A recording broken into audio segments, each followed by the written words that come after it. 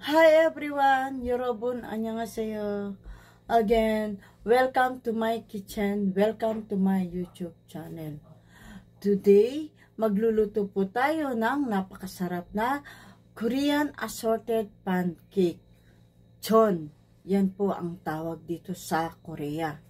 Madalas po nating makita, madalas po itong lutuin kapag may mga okasyon sila dito, gaya ng festival at Chuseok. Yan po ang kanilang pinaka Thanksgiving foods. At kung isa ka po sa mga nanonood ng aking video ngayon, sana po samahan mo ako hanggang matapos ang ating video today. At kung hindi ka pa po nakapag-subscribe, please subscribe and click the button para po makasama kita sa journey ng aking YouTube channel. At syempre po, para ma-notify ka sa mga bagong videong ating i-upload. Kaya tara na guys, umpisahan na natin ang pagluluto sa ating chon. Let's go!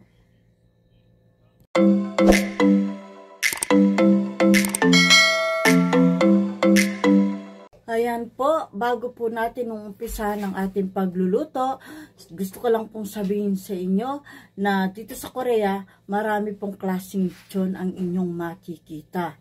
But today, 3 klase lang po ang ating lulutuin para lang po magkaroon kayo ng idea kung paano siya gagawin. Kaya samahan nyo na po ako, umpisahan na natin ang ating masarap na chon. Okay, maglalagay tayo ng kaunting MSG sa ating itlog. And then, maglalagay naman tayo ng black pepper. Siyempre, hindi pwedeng masyadong matabang. Kailangan tayo maglalagay ng kaunting salt. Ayan po. Pagkatapos, yan, paghalu-haluin po natin ang ating itlog.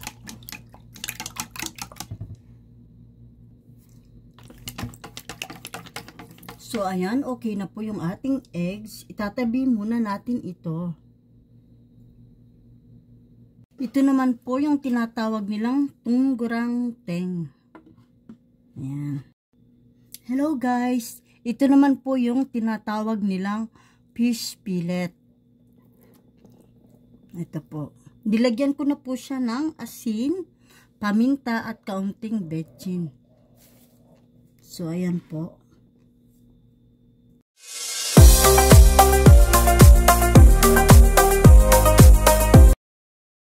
Ayan po yung malaking toothpick. Tingnan niyo po, oh, ang haba. So, gagamitin natin ito. Ayan po, bago po natin umpisahan ang ating pagluluto, gusto ko lang pong sabihin sa inyo na dito sa Korea, marami pong klaseng chon ang inyong makikita. But today, 3 klase lang po ang ating lulutuin para lang po magkaroon kayo ng idea kung paano siya gagawin. Kaya samahan nyo na po ako, umpisahan na natin ang ating masarap na chon. Ayan po, umpisahan na natin.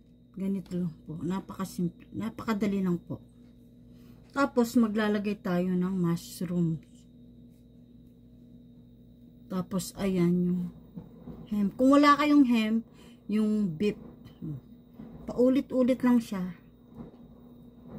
Tapos, maglalagay tayo ng onion leaves. Para maganda siyang tingnan. Ay, ipasok natin dito. Para mas ano. Ayan po. So, gusto kong medyo, ayan. Tararan. Tapos, yung iba naman, maglalagay naman tayo ng beef.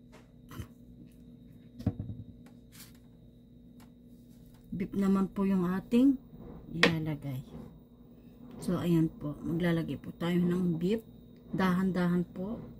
Dahil, minsan may tinik yung toothpick. Ayan. Tapos yung green onion.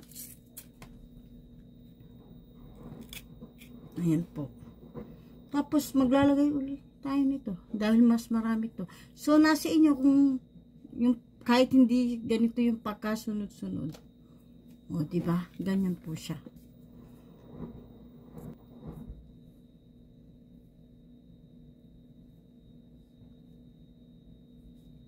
Ayan po, kailangan may arena tayong gagamitin. Itatabi din natin yun muna. Ayan. So, ayan po, ang gagawin natin yung ating arena para naman magkaroon siya ng masarap na lasa. Lalagyan siya ng magic sarap, pero yung iba, naglalagay lang ng betchin or kaunting asin. So, kailangan maglalagay din tayo ng kaunting iodized salt. Kaunti lang naman. Dahil yung egg natin, meron na siyang flavor. So, ayan. Tapos, paghahalu-haluin natin ito. So, ayan po. Ganito lang po. Kailangan balutin natin ang arena ito. Ayan. Siyempre, pag na-mix na yan, pwede na yan. Ayan po. Ayan. Ganito lang po yung gagawin natin.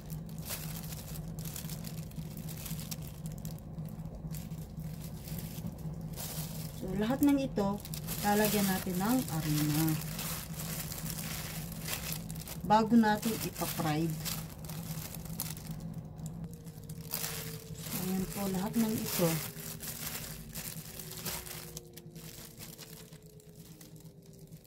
Kailangan ma-coat natin lahat ito ng arena.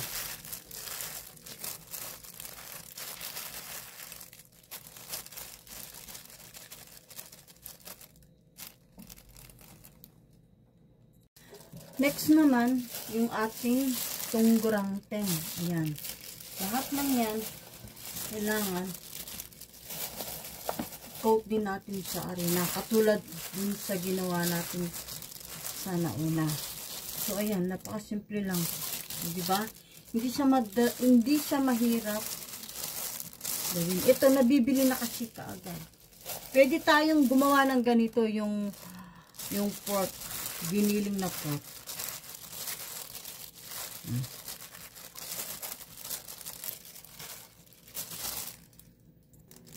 Ayan o, nilagay ko na kaagad. Isa-isa. Marami po akong lulutuin. Dahil marami kaming kakain.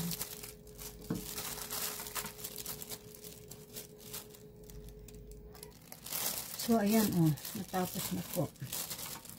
Pakita ko sa inyo. Sararan, ayan po ang ating tunggurangteng. Then, next yung isa naman, yung fish fillet naman. Next, ito namang ating fish fillet. Kanina, na-marinate na rin yan. Nilagyan ko rin ng kaunting asin. So, ganito rin ang gagawin natin. I-coat natin siya.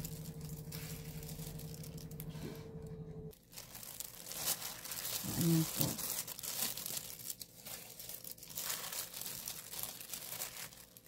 Kailangan i-coat ng arena yan. Ay, natira pa palang tunggurangteng. Ayan. Napakasarap po nito.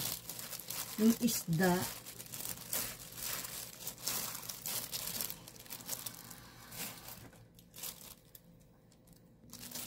So, ayan. Malapit na tayong matapos. Kaunti na lang.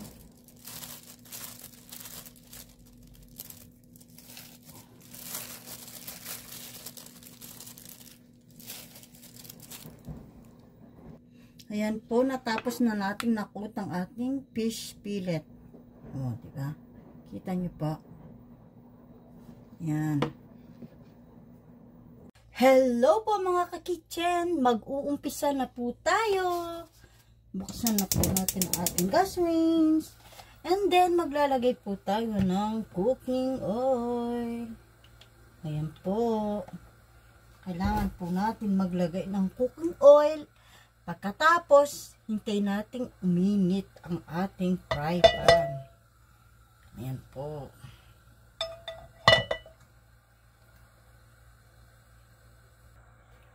ayan po, uunahin po natin itong ating fish fillet.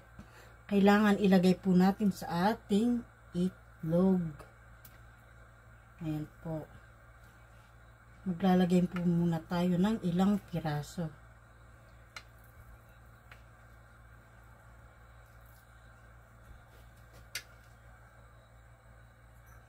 So, ayan po, dahil mainit na yung ating fry pan, hinaan natin yung apoy. Pagkatapos, ilalagay na natin yung ating fish fillet. Ayan. Ganito lang po, kasimple yung ating lulutuin. Puro fried lang ang gagawin natin. Ito po yung madalas gawin kapag may okasyon dito sa Korea. Chuseok, festival, tapos yung Chesanal, lagi pong handa ito. Makikita po natin ito madalas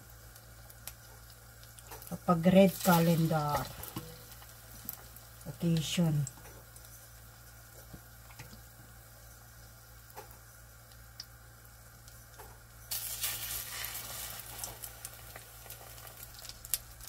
So, ayan. Hindi po natin kailangan masyadong yung sunog. Yung exact lang. Oh, tulad nito. Ang ganda niya, oh. Ayan.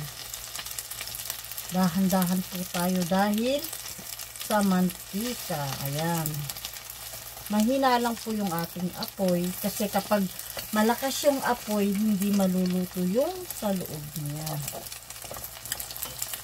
Ayan. Ayan po. So, ayan po. Ganito lang siya kasimple. Ito kulang pa to. Ayan.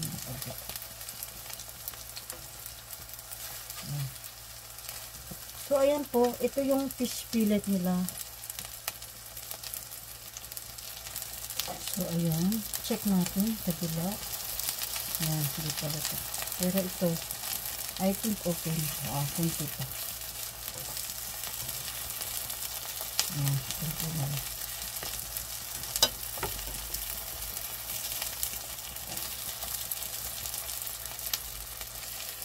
So, ayan po. Pwede na natin tanggalin ito.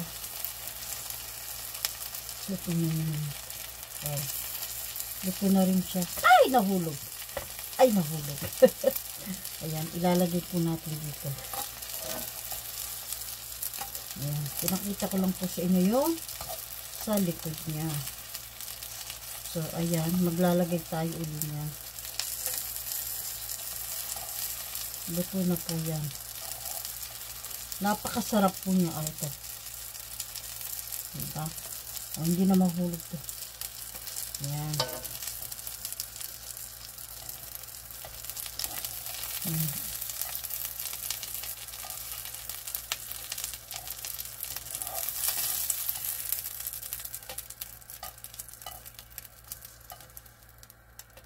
So, ganito po siya. Maglalagay tayo ulit.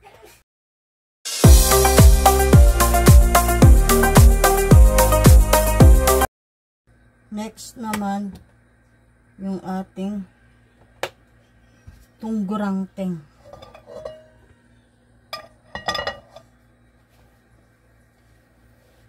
Ito po yung ating tunggurangteng. Ilalagay po natin sa ating itlog.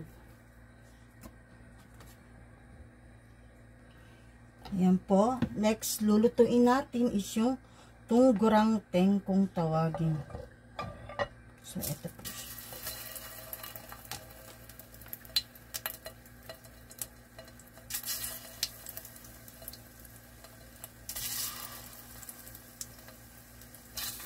May bisita po akong darating, kaya ako nagluto nito. Siyempre, darating po yung pamilya ng aking asawa. Ay. So, ayan po yung ating tunggurangteng.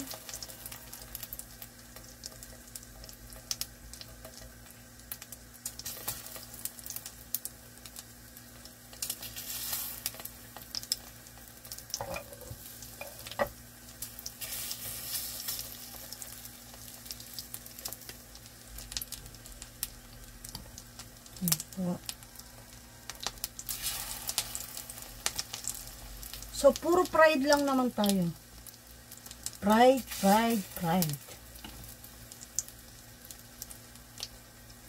Yung Korean, tikim. Oh. Tikim. Puro pinirito.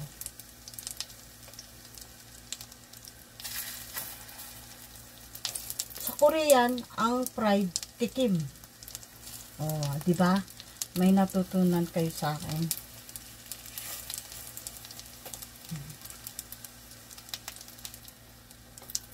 Ayan po. Baliktarin na natin siya. Medyo nasunod na siya. Pero okay lang po yan. Kasi yung sa loob niyan, hindi pa naman total yan. Hindi po sunog yan. Ayan. Ganun lang po siya kadali. Hindi po kayo mahihirapan. Akala nyo mahirap yung lutuin yung Korean foods. Kung talagang pag-aaralan lang ninyo, madali lang. Kasi nung ako po, bago dito sa Korea, syempre nahihirapan ako. Then after all, lagi ko siyang ginagawa. Masasabi mong madali lang pala. Sinilagay tayo ang konting tip.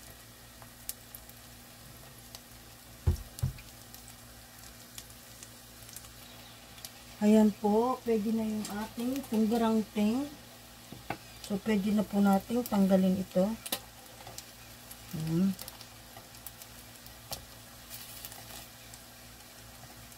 Ayan po, tatanggalin ko po ito lahat.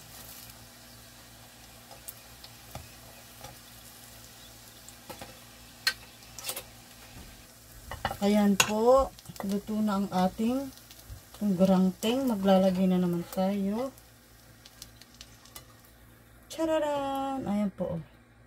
Tunggarangting. First batch.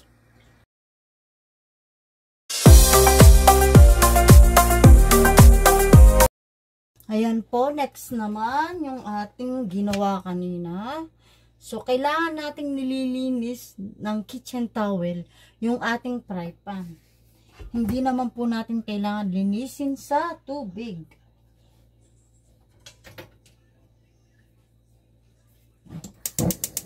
Ayan, sindihan yung apoy. Yung ating lulutuin is ito po. So, ayan. Pwede na po tayong maglagay. Ayan.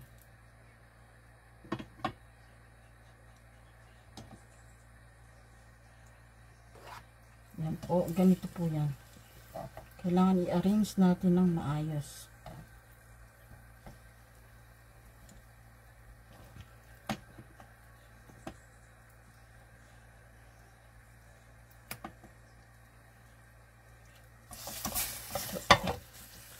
Kailangan may mantika to.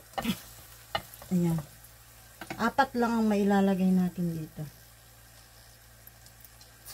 Ayan.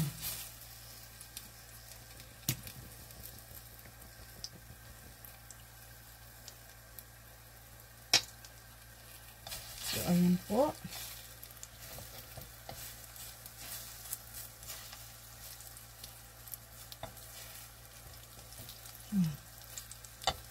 Kailangan i-arrange natin yan. Ayan po. Hintayin lang natin yung maluto.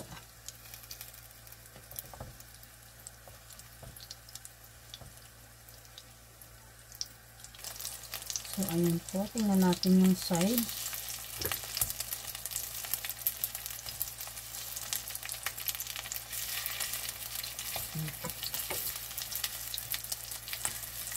Aray ko.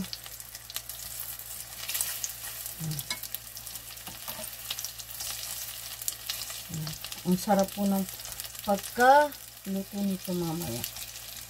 Ito po yung pinakamasarap. Dahil may gulay, may beef, may ham, o diba? May mushrooms.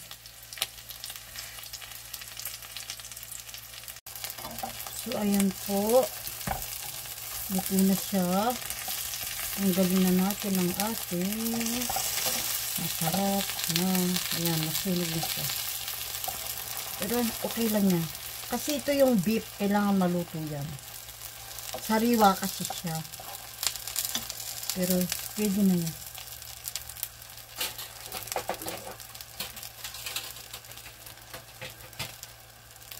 So, tatanggalin na natin yan.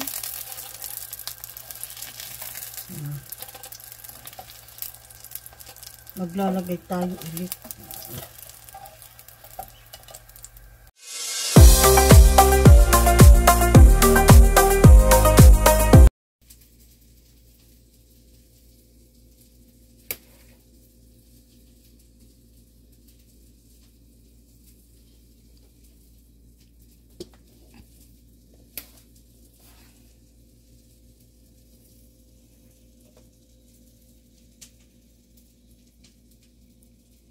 Ayan po ang ating yummy tunggurang teng fish fillet.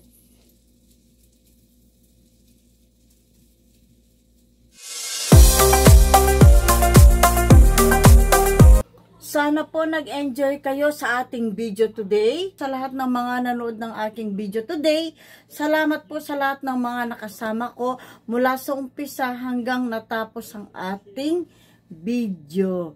Kaya sana po guys, wag po kayong magsawang manood ng aking mga video at sana po subaybayan nyo ulit yung ating bagong i-upload na video. Kaya salamat po, ingat po kayo palagi. God bless you all.